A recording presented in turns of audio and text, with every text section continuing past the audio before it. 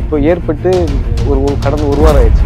இப்போ அந்த கைங்கிறது ரொம்ப உருகுலைஞ்சு போயிடுச்சு. இப்போ அதை கண்டுபிடிக்கிறது பெரிய சவால். குறிப்பிட்டு இது எவ்வளோ பெரிய எக்ஸ்பர்ட்னாலையும் இது இவங்க தான் அப்படிங்கிறது கண்டுபிடிக்கிறது வாய்ப்புங்கிறது. ஒரு கிராமமே இல்லை, நான் படித்த ஸ்கூல் இல்லை, சக மாணவரும் இல்லை, தன்னுடைய பெற்றோர்களும் இல்லை, தான் படித்த தனக்கு கல்வி கற்றுக் கொடுத்த ஆசிரியர்களும் இல்லை. இது எல்லாமே மக்கள் வாழ்ந்த பகுதி. இந்த இடத்துல தான் அந்த நிலச்சரிவு ஏற்பட்டு மேலே இருக்கக்கூடிய மலை சரிஞ்சு தான் அங்கே இருக்கக்கூடிய நிலச்சரிவு ஏற்பட்டு இந்த இடத்துல இருக்கக்கூடிய மக்கள் அத்தனை பேர்த்தையுமே அடிச்சுட்டு போயிடுச்சு. இந்த உடல் எங்களுக்கு எப்படி ரொம்ப வித்தியாசமா இருந்துச்சுன்னா, ஒரு மலையிலிருந்து ஒரு உடல் உருண்டு கல்ல மோதி, பாறையில மோதி, மண்ணில் விழுந்து, தண்ணீர்ல அடித்து விட்டு சிதைந்து கடைசி அதோட பாதி உடல் பெற்றோரே பார்த்தா கண்டுபிடிக்க முடியாது. இப்போ நாங்க பார்த்த கள நிலவரத்தின்படி 2 மாடி கட்டிடமே மணலுக்குள்ள போயிடுச்சு. ரேடாரை வச்சு உள்ள மண்ணுக்குள்ள புரிஞ்ச உடல்களை தேடக்க செய்யக்கூடிய பணியை தொடர்ந்து செஞ்சுட்டு இருக்காங்க. இந்த அது உங்களுக்கு அந்த கிராமமே தரை மட்டமாயிடுச்சு. இங்கதான் என்னோட வீடுன்னு யாரும் குறிப்பிட்டு சொல்ல முடியாத அளவுக்கு அந்த கிராமமே முற்றிலுமா சிதைவடைஞ்சு ஒரு இரவு கண்மூடி படுக்கிறாங்க, காலையில மண்மூடி போயிடுறாங்க. மீடியா மைண்ட்ஸ் நேயர்களுக்கு வணக்கம். இன்று நம்மோடு இணைந்திருப்பவர் ஜீவசாந்தி அறக்கட்டளையோட நிறுவனர் சலீம் அவர்கள் தான் இணைஞ்சிருக்காங்க. சார் வணக்கம். மீடியா மைண்ட்ஸுடைய நேயர்கள் அனைவருக்கும் நான் சார்ந்திருக்கக்கூடிய ஜீவசாந்தி அறக்கட்டளையின் சார்பாக எங்களுடைய நெஞ்சு நிறைந்த நன்றிகளும் வாழ்த்துக்களும். இங்கே நம்ம தமிழ்நாட்டிலையும் சரி, அண்டை மாநிலங்களும் சரி, ஒரு பேரிடர் அப்படின்னா முன்னாடி போய் நிற்கிறது நம்மளோட ஜீவசாந்தி ட்ரஸ்ட் அப்படின்ற விஷயத்தை நம்ம நிறைய இடங்கள் நம்ம பார்த்துருக்கோம். இப்போது நம்ம கேரளாவில் நடக்கக்கூடிய ஒரு மிகப்பெரிய ஒரு துயர சம்பவம் நிலச்சரிவு. இதுலேயும் நம்ம களப்பணியாற்றிட்டு இருக்கோம். இதில் என்ன மாதிரியான சவால்களை சந்திச்சிருக்கீங்க சார்? இதுவரை ஒரு 12,000க்கும் மேற்பட்ட உடல்களை அடக்கம் செய்திருந்தாலும், இதுவரை ஒரு 10க்கும் மேற்பட்ட பேரிடர்களில் நாங்கள் பங்கெடுத்திருந்தாலும், இப்போ கடைசியா கொரோனா ஒரு பெருந்தொற்று வந்துச்சு. இந்த கொரோனா பெருந்தொற்று காலகட்டங்களில் ஒரு 2,500க்கும் மேற்பட்ட உடல்களை நாம் அடக்க செஞ்சோம். ஜீவசாந்தியினுடைய குழு சாதி மத இன மொழிகளை கடந்து ஒரு 2,500க்கும் மேற்பட்ட ஒரு ஆதரவற்ற சடலங்களை அல்லது உறவினர் இருக்கக்கூடிய சடலங்களை அடக்க செஞ்சு தமிழ்நாடு அரசு சிறந்த சமூக படிக்கான ஒரு சேவைக்கான விருதையும் ஜீவசாந்தி தோழருக்கு வழங்கியிருக்காங்க. இது எல்லாம் கடந்து இந்த நிலச்சரிவுங்கிறது எங்களை போன்ற சமூக பணியில் இருக்கக்கூடிய அன்றாடும் பிணங்களோடு பயணிக்கக்கூடிய எங்களையே ஒரு பெரிய ஒரு மன அழுத்தத்திலையும் ஒரு மன வருத்தத்தையும் ஏற்படுத்திருச்சுங்கிறது தான் உண்மை. என்று சொன்னால், இரவு கண்மூடி படுக்கிறாங்க, காலையில மண்மூடி போயிடுறாங்க. அப்போ ஒரு மனிதனுடைய நீண்ட வாழ்க்கை கண்ணை மூடி திறப்பதற்குள் சிக்கனமாக முடிஞ்சுங்கிறது தான் இன்னைக்கு வயநாடு சமூகம் எங்களை போன்ற சமூக ஆர்வலர்களுக்கு ஒரு பெரிய ஒரு மன அழுத்தத்தையும் வருத்தத்தையும் ஏற்படுத்தணுங்கிறது தான் யதார்த்தமான உண்மை. ஏன்னா நாங்கள் எடுக்கக்கூடிய உடல்கள் ஹைலி டீகம்போஸாக இருக்கும். மரணம் அடைஞ்சு ஒரு மாதம், ஒரு 15 நாள், இதுக்கப்புறம் அந்த உறவினரே வந்தாலும் கண்டுபிடிக்க முடியாதுங்கிற உடலை தான் நாங்கள் எடுப்போம். இந்த உடல் எங்களுக்கு எப்படி ரொம்ப வித்தியாசமாக இருந்துச்சுன்னா, ஒரு மலையிலிருந்து ஒரு உடல் உருண்டு கல்ல மோதி, பாறையில மோதி, மண்ணில் விழுந்து, தண்ணீர்ல அடித்து விட்டு சிதைந்து கடைசி அதோட பாதி உடல், அதோடைய காவாசி உடல், முகம் சிதைந்த நிலையில பெற்றோரே பார்த்தா கண்டுபிடிக்க முடியாது. ஏதோ அவங்க அந்த மோதிரங்களை வச்சு இல்ல கையில அடிச்சு டாட்டூ வச்சு ஒரு சில ஆடைகளை வச்சுதான் கண்டுபிடிக்கக்கூடிய சூழல் நாம் பார்த்தோம். இப்ப நாங்க ஆதரவு இல்லாத சடலங்களை அடக்க செய்யறோம்னா அந்த உடலை சுத்தி யாருமே இருக்க மாட்டாங்க, நாங்க தான் அவங்களுக்கு உறவு. ஆனா இந்த வயநாடு பேரிடர், இந்த நிலச்சரிவுங்கிறது குடும்பம் ஒரு பக்கம் இருக்காங்க, கணவன் இருக்காரு, மனைவியும் குழந்தையும் இறந்துடுறாங்க, மனைவியும் கணவரும் இறந்துடுறாங்க, குழந்தைகள் ஆதரவற்ற நிலையில் இருக்காங்க.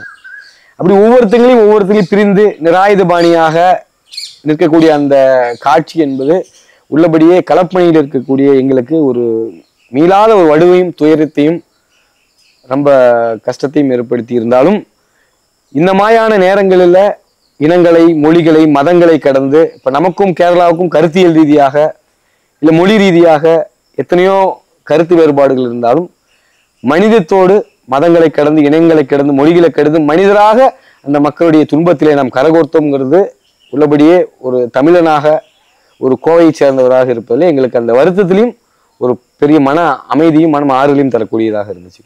முதல் நாள் நீங்க போய் பார்க்கும் பொழுது உயிர் பிழைத்தவர்கள் அப்படின்றவங்க என்ன மாதிரி சூழ்நிலையில இருந்து உயிர் பிழைச்சிருக்காங்க, அதாவது இந்த இடத்துல இருந்தவங்கலாம் உயிர் பிழைச்சிட்டாங்க அப்படின்ற மாதிரியும் இருந்தது அந்த இடத்துல? ஒரு வீட்டுல வந்து 4 பேர் உயிரோட மீட்கப்பட்ட சம்பவம். அப்புறம் அந்த முதலாக வயநாடு பேரிடரை தொலைபேசியின் வழியாக தகவல் சொன்ன ஒரு பெண், அவங்க கடைசியா மரணம் அடைஞ்சிட்டாங்க. அவங்கள மீட்டு அவங்கள பேக் பண்ணக்கூடிய பணியும் நம்முடைய ஜீவசாந்தியோட தோழர்களுக்கு அந்த வாய்ப்பு கிடைச்சிச்சு. அப்புறம் அவங்க எந்த மாதிரி சார் மரணம் அடைஞ்சாங்க? ஃபர்ஸ்ட் தொலைபேசியில கூப்பிட்டு சொல்லிட்டு ஃபர்ஸ்ட் அவங்களுடைய நண்பரோட தொலைபேசிக்கு அவங்க பேசுறாங்க. இரவே பேசுறாங்க. என்னன்னா மேல் பகுதி அந்த முண்டக்கைங்கிற பகுதி வந்து பெரு வெள்ளத்துல ஏற்பட்டுருச்சு, மழை சரிஞ்சிருச்சு, எங்க வீட்டுல வெள்ளை சூழ்ந்துருச்சு, அதாச்சும் எங்களை பாதுகாக்கிறதுக்கு உதவி செய்யணும் அப்படின்னு அவங்க அழுகுரல்ல ஒரு வீடியோ வந்து ஒரு ஆடியோ வைரல் ஆச்சுங்க. கடைசியில காலையில அவங்க மரணம் அடைஞ்சிட்டாங்க. அவங்க முகமெல்லாம் சிதைந்த நிலையில, கைகாலெல்லாம் சிதைந்த நிலையில மரணம் அடைந்து நேற்று தான் அவங்கள அடக்கம் செய்யக்கூடிய பணியும் அவங்க குடும்பத்தோடு எல்லாரும் மரணம் அடைஞ்சிட்டாங்க. அடக்கம் செய்யக்கூடிய பணி நடந்துச்சு. அதோடு மட்டும் இல்லாமல் நம்ம குழு வந்து இராணுவத்தோட இணைஞ்சு, அப்புறம் கேரளா அரசு அதிகாரிகளோட இணைஞ்சு, அப்புறம் தன்னார்வலோட இணைஞ்சு நிறைய பணிகள் ஆற்றினாங்க. அது அந்த ரெஸ்கியூ டீம்ல நிறைய நாய்களை பூனைகளை எல்லாம் மீட்ட ஒரு நிகழ்ச்சி சம்பவங்கள்லாம் நடந்துச்சு. ஒவ்வொரு மனிதனுமே அங்க ஒரு இரக்கத்தோட கருணையோட ஒவ்வொரு உலகமே உற்று நோக்கக்கூடிய பகுதியாகவும் நம்ம பார்க்க முடிஞ்சு. என்னன்னா உச்சபட்ச மனிதநேயத்தை பார்த்தோம். என்னன்னு கேட்டீங்கன்னா யாருன்னே ஒருத்தங்க தெரியாத ஒருத்தங்க அழுகும் பொழுது காரணமே இல்லாமல் நம் கண்களும் கசிச்சுன்னா, தண்ணி வந்துச்சுன்னா, அதுதான் இந்த உலகத்திலே சிறந்த மனிதநேயம். அந்த வகையிலே ப்ரே ஃபார் வயநாடுன்னு சொல்லிட்டு உலகம் முழுக்கக்கூடிய மனிதர்கள் மதங்களை கடந்து, மொழிகளை கடந்து, இனங்களை கடந்து செஞ்ச அந்த மக்களுடைய பிரார்த்தனை என்ன நினைச்சுங்க, இந்த பேரிடர் ஓரளவுக்கு பாதுகாக்கப்பட்டு எத்தனையோ உயிர்கள் மீட்கப்பட்டது. அப்புறம் விரைவாக அந்த இராணுவம் அந்த குறிப்பிட்ட நாளில் போட்ட அந்த பாலத்திலையும் நிறைய உயிர்கள் மீட்கப்பட்டாங்க. அப்புறம் வடமாநில தொழிலாளர்கள் நிறைய எஸ்டேட்டுகளில் கூட்டமாக அமர்த்தப்பட்டிருந்தாங்க வேலைக்கு, அவர்களையும் நிறைய பேர் மீட்கக்கூடிய பணியும் இருந்துச்சு. தொடர்ந்து இன்றளவும் அந்த பணி நடைபெற்று தான் இருக்குது. முன்னாடி கூட ஒரு 5 பேரை வந்து ஒரு வீட்டிலேருந்து ஒரு 4 நாளுக்கு அப்புறம் மீட்க சம்பவம், அந்த சம்பவத்தப்போ நாங்கள் மிக அருகில் தான் அங்கே இருந்தோங்க. சார், இந்த ஒரு பேரிடர் அங்கே பாதிக்கப்பட்டவங்களா இருக்கட்டும் இல்லை அதை சார்ந்தவங்களா இருக்கட்டும், இவங்களுக்கு வந்து உளவியல் ரீதியாக எவ்வளோ பெரிய பாதிப்பை ஏற்படுத்தும் அப்படின்றது நான் பார்க்கும்போது தெரிஞ்சதான். உலகத்திலே 2 அதிசயம் தான் இருக்குங்களாம்மா. ஒன்று, நாம் எப்போது யாரை சந்திப்போம்னு தெரியாதம்மா, எப்போது யாரை பிரிவோம்னு தெரியாதம்மா. இதான் இந்த உலகத்திலே சிறந்த அதிசயம். இன்னைக்கு நம்ம கூட பேசிட்டு இருந்தவர் நாளை காலையில் இல்லைங்கிறது தான் சிறந்த ஒரு அதிசயம். அந்த வகையில் இன்னைக்கு எங்கூட பேசினவர், என்னோட உணவு சாப்பிட்டவர், என்னோட விளையாண்டவர், என்னோட படித்தவர் நாளைக்கு காலையில் இல்லைங்கும் பொழுது அதுவே மிகப்பெரிய மன அழுத்தம் தான்.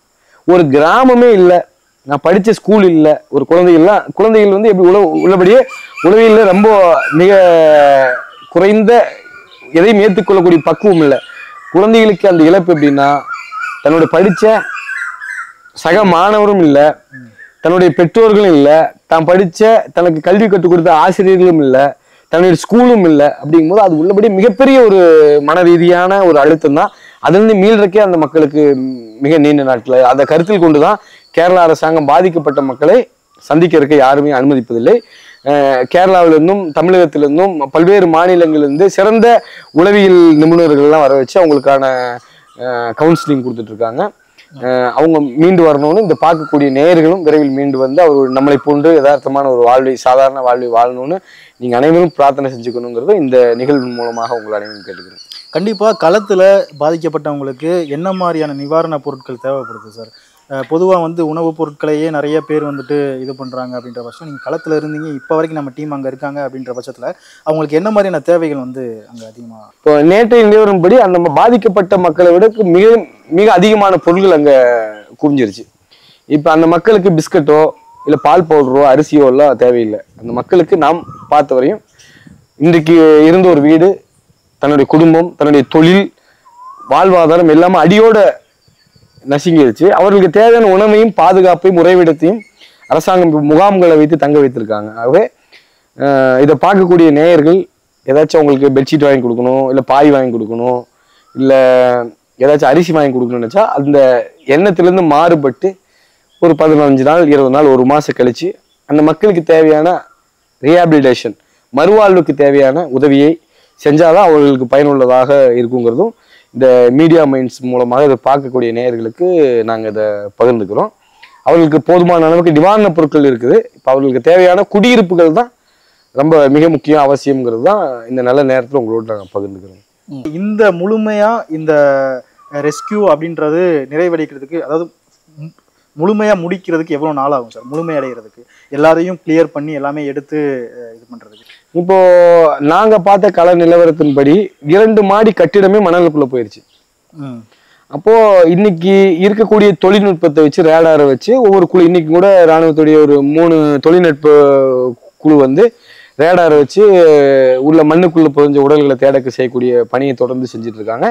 அரசாங்கமும் இராணுவமும் தன்னாலும் ஏதோ ஒரு வகையில அந்த உடலை மீட்கணுங்கிற ஒரு முன்முயற்சியில் தான் தொடர்ந்து பணியாற்றி கொண்டிருக்காங்க. இருந்தாலும் மண்களும் பாறைகளும் சேர்களும் இருப்பதனால் அந்த உடல் வந்து மண்ணுக்குள்ள புதைஞ்சனால விரைவா அது மக்கக்கூடிய வாய்ப்பு இருக்கு. ஒரு உடல் ஒரு ஒரு மரத்துல சிக்கி இருக்கு, இல்ல ஏதாச்சும் ஒரு ஓரமா அடிச்சு ஓரத்துல இருக்குன்னா கூட அதை ஸ்மெல்ல வச்சு இங்க ஒரு உடல் வந்து டீகம்போஸ் ஆயிருக்கு, இது யாரையும் கண்டுபிடிக்கல. இது மணலுக்குள்ள போயிருச்சுன்னா எந்த ஒரு துர்நாற்றம் வீசக்கூடிய உடலையுமே நீங்க மண்ணுக்குள்ள போச்சிட்டீங்கன்னா அது வந்து அந்த வாசம் இல்லாமல் போயிடும். அந்த வகையில் நிறைய பேர் இன்னும் 10 அடி கீழே இருக்காங்க. அப்புறம் உங்களுக்கு மலை மேலிருந்து அடித்து வரப்பட்ட அந்த தண்ணி தொடர்ந்து போனது வரையும் மக்கள் சிதறி போயிருக்கக்கூடிய நிறைய வாய்ப்பு இருக்கு. இன்னைக்கு கூட இன்னைக்கு 6ஆம் தேதி கூட 189 உடல்கள் அடையாளம் காணப்படாமல் இன்று மதியானம் தான் அது வந்து 3 மத நம்பிக்கையின் அடிப்படையில் நல்லடக்கம் செய்யப்பட்டது. அந்த டிஎன்ஏ மாதிரியை வைத்து ஒவ்வொருத்தோட கல்லறையிலையும் அரசாங்கம் வந்து அதை வச்சு நாளைக்கு ஒரு உறவினர்கள் தேடி வந்து அதை கண்டுபிடிப்பிற்கு வசதியாக செஞ்சுருக்காங்க. அதோடு மட்டும் இல்லாமல் நிறைய கால்களையும் நிறைய கை தலைகளையெல்லாம் மற்ற மரணமடைந்த உடல்களோடு மேட்ச் ஆகுதான்னு பார்க்கக்கூடிய பணியும் கடந்த 2 நாட்களாக நடைபெற்றுச்சு. அந்த வகையில நம்ம ஜீவ சாந்தியினுடைய பெண் போராளிகள், பெண் குழுவை சேர்ந்தவர்களும் அந்த மரணமடைந்த பெண் உடல்களை வந்து பேக் பண்ணக்கூடிய, சுத்தம் செய்யக்கூடிய பணியையும், அந்த உடல்களை மீட்டு அதற்கு கண்ணியத்துடன் அடக்கம் செய்யக்கூடிய பணியும் உங்களுடைய பெண் தோழர்களும் இணைந்து இந்த நிலச்சரிவு பணியில அந்த மக்களோடு துன்பத்துல கரம் கோர்த்தார்கள் என்பது இந்த நேரத்தில் பகிர்ந்து கொள்கின்றோம். சார், அங்க வந்து இப்போ ஒரு உதாரணத்துக்கு எடுத்துக்கிட்டீங்க அப்படின்னா, ஒரு ப்ராசஸ், அதாவது உடல்களை எடுக்கக்கூடிய ப்ராசஸ் ஒன்று வச்சுருப்பாங்க. அது எந்த மாதிரியான ப்ராசஸில் எடுத்துகிட்டு இருக்காங்க? ஒரு உதாரணத்துக்கு எடுத்துக்கிட்டிங்க அப்படின்னா, அந்த கிராமத்தில் வந்து 300 பேர் இருக்காங்க அப்படின்னா 300 பேரில் இவ்வளோ பேர் ரெஸ்கியூ பண்ணிட்டோம், மிச்சம் இவ்வளோ, அதாவது இந்த இடத்துல உடல்கள் இருக்கும், அங்கே வந்து ஒரு டீம் போய் தேடலான்னு சொல்லி தேடுறாங்களா, இல்லை வந்து வேறு எதுவும் ப்ராசஸ் வச்சு இல்லை? அங்கே இப்போ வரையும் எப்படி கேட்டிங்கன்னா, ஒரு குடும்பத்தை சேர்ந்த 12 பேர் அப்படியே மரணம் அடைஞ்சிட்டாங்க. அவருடைய ஒரே ஒரு பையன் மட்டும் வெளிநாட்டில் பணியாற்றக்கூடிய காரணத்தினால் அவர் வந்து நேற்று தான் அவர் வந்திருந்தாங்க. அந்த மாதிரி தன்னுடைய உயிர் பிழைத்தவர்கள் யாராச்சும் குடும்பத்தில் இருந்தால், என்னுடைய உறவினர் வந்து இங்கே இறந்துட்டாங்க, அவர்களை தேடணும்னு கோரிக்கை வைக்கிறாங்க. ஒரு குடும்பமே முழுவதும், ஏன்னா உங்களுக்கு அதிகாலை ஏற்பட்ட நிலச்சரிவுங்கிறதுனால பெரும்பாலும் கணவனும் மனைவியும் குழந்தை அப்பா எல்லாருமே வீட்டில் இருப்பாங்க. அது தொடர்ந்து ஒரு வாரமாக கனமழை பெய்யறதுனால யாரும் பெருசாக வெளியெல்லாம் போகக்கூடிய வாய்ப்பு இல்லாததுனால உறவினர்கள் இருந்தால் இந்த அது உங்களுக்கு அந்த கிராமமே தரை மட்டம் ஆயிடுச்சு. இங்கே தான் என்னுடைய வீடுன்னு யாரும் குறிப்பிட்டு சொல்ல முடியாத அளவுக்கு அந்த கிராமமே முற்றிலுமாக சிதைவடைஞ்சது. ஒரு தமிழ் சினிமா திரைப்படத்தில் சிட்டிசன் சொல்லிட்டு ஒரு படம், அந்த கிராமமே இருந்த அடையாளமே இல்லாத அத்திப்பட்டி, அந்த மாதிரி இன்னைக்கு வயநாட்டுடைய அந்த 3 மாவட்டங்களும் மண்ணோடு மண்ணாக புதைந்து விட்டது என்பதுதான் யதார்த்தமான உண்மை. அந்த வகையில் நேற்று கூட ஒரு வயது முதிர்ந்த ஒருத்தர் மனைவியும் குழந்தையும் இறந்துட்டாங்க. அவங்களுடைய மகளுடைய கைக்கு மட்டும் இறுதி சடங்கு செய்யக்கூடிய ஒரு நிகழ்வு, அந்த டேட்டு அடிச்சிருந்தாங்க அவங்க கையில். தன்னுடைய மகள் தான் இவங்க, என்னுடைய கைன்னு சொல்லிட்டு அந்த கைக்கு இறுதி மரியாதை செஞ்சதையும், ஒரு கணவர் வந்து தன்னுடைய மனைவியுடைய ஷாரி திருமண நாள் அன்று கட்டின புடவைன்னு சொல்லிட்டு அந்த புடவையை வைத்து அடையாளம் காணப்பட்டு அந்த உடலுக்கான மரியாதையும் நடந்துச்சு. அந்த வகையில் பாதிக்கப்பட்ட மக்கள் இருந்தால் ஒருவேளை அவங்க உறவினரை தேடுறாங்க, ஒருவேளை குடும்பத்தோடு இறந்துருந்தா அது யாருக்கும் இது பர்டிகுலராக சொல்லக்கூடிய ஒரு சூழல் இல்லைங்கிறது தான் யதார்த்தமான உண்மை.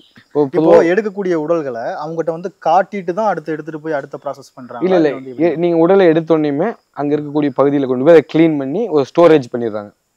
அப்போ மேன் மிஸ்ஸிங் சொல்லிட்டு என்னோட உறவினருக்கான, இப்போ உதாரணத்துக்கு வயநாட்டில் ஒருத்தர் இறந்துருப்பாரு, கோயம்புத்தூரில் உறவினர் இருப்பாங்க, ஃபோன் அடிச்சிருப்பாங்க, ரீச் ஆகாது, சுவிட்ச் ஆக ரீச் ஆகாது. அப்போ அவங்க வயநாடு வந்து தேடுவாங்க, மிக நெருக்கமான ஒரு மகளாவோ இல்லை அண்ணனாவோ தம்பியாவோ. அப்போது அவங்க ஒவ்வொரு அந்த ஃப்ரீசர் பாக்ஸ், நம்ம கோயம்புத்தூர்ல கூட கிட்டத்தட்ட 100க்கும் மேற்பட்ட ஃப்ரீசர் பாக்ஸ் ஒவ்வொரு ஸ்கூல்களில் போய் வச்சிடுறாங்க. அப்போ அவங்க முகத்தை பார்க்கறதுக்கு அந்த மாதிரி தேடிட்டு பார்க்குறவங்களுக்கு கேரளா அதிகாரிகள் உதவி செய்கிறாங்க. இப்போ உங்களுடைய உறவினர்கள் யாராச்சும் இருக்காங்களான்னு பார்க்குறாங்க. அதில் உறவினர் இருந்தால் அது ப்ரொசீஜர் படி அதை கிளைம் பண்ணி அவங்க எந்த மதத்தை சார்ந்தவங்களோ, ஒருவேளை இஸ்லாமியர்களாக இருந்தால் இஸ்லாமிய முறைப்படி, அல்லது ஹிந்துவாக இருந்தால் இந்த முறைப்படி எரிக்கக்கூடிய பணியை செய்கிறாங்க. கிறிஸ்தவர்களாக இருந்தால் அதை கல்லறையில் கொண்டு போய் அடக்கம் செய்யக்கூடிய பணியை செய்கிறாங்க.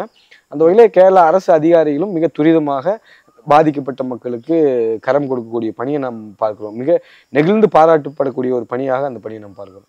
ஒரு டீகம்போஸ் ஆன ஒரு பாடியோ இல்லை வந்து கால்களோ கைகளோ தனித்தனியாக கிடைக்குது அப்படின்னா அது எந்தெந்த விதத்தில் நம்மளால் ஐடென்டிஃபை பண்ண முடியும்? ஒரு ஒரு உறவினரால் எப்படி ஐடென்டிஃபை பண்ண முடியும்? அது மிகப்பெரிய சவால் தான். அதாவது இப்போது ஏதாச்சும் ஒரு டேட்டூஸ் இருக்குது, ஒரு மோதிரம் போட்டுருக்குன்னா பரவாயில்ல.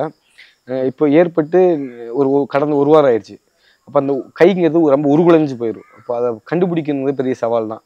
அதனால தான் கேரளா அரசாங்கம் என்ன பண்ணுச்சுன்னா டிஎன்ஏ, எல்லா உடலோட டிஎன்ஏ பரிசோதனை முன்மாதிரியும் எடுத்து அதை பாதுகாத்து வச்சிடுறாங்க. அதன் அடிப்படையில் நாளைக்கு யாராச்சும் உறவினர்கள் தேடி வரும்பொழுது அவருடைய டிஎன்ஏ பரிசோதனை செய்து இது இறந்தவர் உங்களுடைய கணவனோ மனைவியோ குடும்பத்தாரோங்கிற ஒரு அந்த அடிப்படையில் தான் பண்ண முடியுமே தவிர, குறிப்பிட்டு இது வந்து எவ்வளோ பெரிய எக்ஸ்பர்ட்னாலையும் இது இவங்க தான் அப்படிங்கிறது கண்டுபிடிக்கிறது வாய்ப்புங்கிறது மிக மிக குறைவு. அதுக்காக தான் போஸ்ட்மார்ட்டம் பண்ணுறாங்க. அந்த போஸ்ட்மார்ட்டத்தின் அடிப்படையில் அதோட ரிப்போர்ட்டு, டிஎன்ஏ, மற்ற ஆய்வுகள், அவங்களோட யூனிக் ஐடியா ஏதாச்சும் இருக்கும். உங்களுக்கு ஏதாச்சும் ஒரு நெத்தியில் உள்ள தழும்புகள் இருக்கும், இல்லைன்னா வேறு ஏதாச்சும் உடலில் ஏதோ ஒரு காயங்கள், மச்சம், தழும்பு இருக்கும்.